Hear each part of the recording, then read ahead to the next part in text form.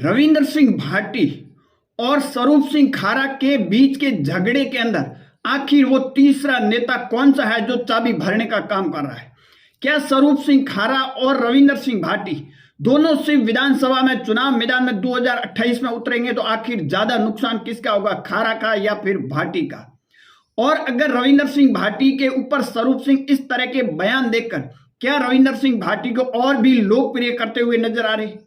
इन दोनों का झगड़ा आपने देखा होगा कि 2023 के विधानसभा चुनाव के बाद में और भी ज्यादा धीरे धीरे बढ़ रहा है। और उसके बाद में रविंदर सिंह भाटी की तरफ से ऐसा कोई स्वरूप सिंह खारा को लेकर बयान नहीं दिया गया, परंतु स्वरूप सिंह खारा ने कई बार है वो बयान दिए गए जो रविंदर सिंह भाटी के ऊपर। अब इन दोनों के झगड़े से आखिर नुकसान किसका? ज्यादा नुकसान रविंदर सिंह भाटी का या फिर स्वरूप सिंह खारा का, या फिर स्वरूप सिंह खारा किसी तीसरे व्यक्ति के इशारे के ऊपर ये सारा का सारा समीकरण कर रहे हैं?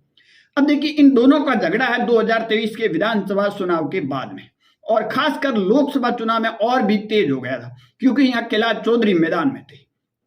अब स्वरूप सिंह खारा और कैलाश चौधरी दोनों का अगर बैकग्राउंड देखा जाए तो इनका बैकग्राउंड है संघ से जुड़ा हुआ। पहले बात करते हैं कि इन दोनों का झगड़ा होगा तो सिर्फ विधानसभा के अंदर नुकसान किसका होगा? क्या स्वरूप सिंह खारा का या रविंदर सिंह भाटी?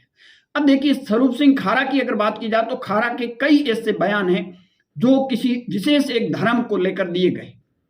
स्वरूप सिंह खारा 2028 के अंदर अगर विधानसभा टिकट से शिव से चुनाव लड़ते हैं तो आप मान के चलिए मुसलमानों का एक भी वोट आपको उड़ता हुआ नहीं मिलेगा।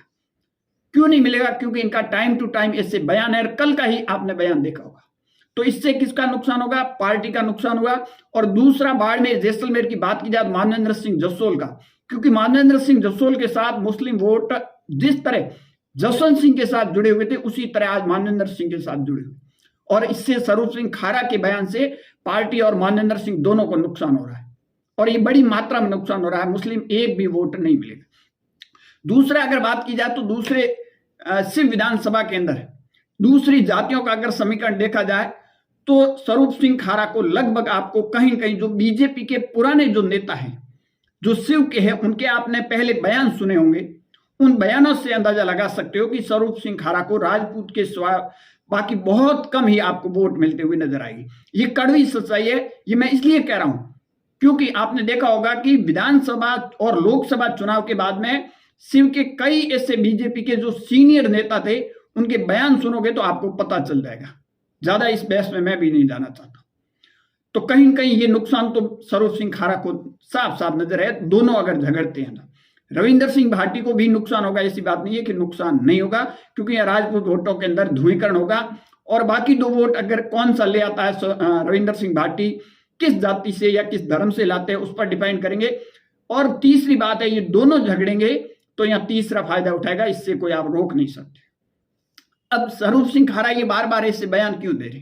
तो इस बयान का मैंने पहले कहा नहीं कि लोकसभा चुनाव के दौरान और भी नाराजगी बढ़ गई थी कैलाश चौधरी की, और कैलाश चौधरी और स्वरूप सिंह खारा दोनों का बैकग्राउंड आप देखोगे तो संघ से है, और संघ ने आपने देखा होगा कोई राजपूत लीडर तैयार नहीं किया। ये भी सच्चाई है, कड़वी सच्चाई है। संघ के ऊपर मैं कह रहा हूं कड़वी सच्चाई है। ठीक है, छोटे मोटे नेता तैयार किए हैं जो जिला स्तर पर आपको देखने को, परंतु ऊपर आपको कहीं नहीं देखने को मिलेगा। और इसका उदाहरण आपको राम मंदिर ट्रस्ट के अंदर भी देखने को मिल जाएगा। परंतु ये दोनों कहीं कहीं झगड़ते हैं तो इनके पीछे एक और ताकत है, और वो चाबी इसीलिए भरते हैं कि इन दोनों की कहीं न कहीं राजनीति है वो खत्म हो जाए। और स्वरूप सिंह खारा जिस तरह बयान देते हैं उसके बाद में सोशल मीडिया पर अगर देखोगे तो कहीं कहीं लोग रविंदर सिंह भाटी के पक्ष में ज्यादा नजर आ रहे हैं स्वरूप सिंह खारा की अगर तुलना की जाए। अब देखना होगा 2028 के क्या समीकरण होंगे या 2029 के क्या समीकरण होंगे, परिसीमन होगा, तमाम घटनाक्रम होगा, वो आने वाला वक्त ही बताएगा। किसकी झोली के अंदर क्या मिलता है वो टाइम बताएगा। आपकी क्या राय है? कमेंट सेक्शन जरूर देना। ज्यादा जानकारी के लिए हमारे यूट्यूब चैनल और फेसबुक पेज को जरूर फॉलो कीजिए।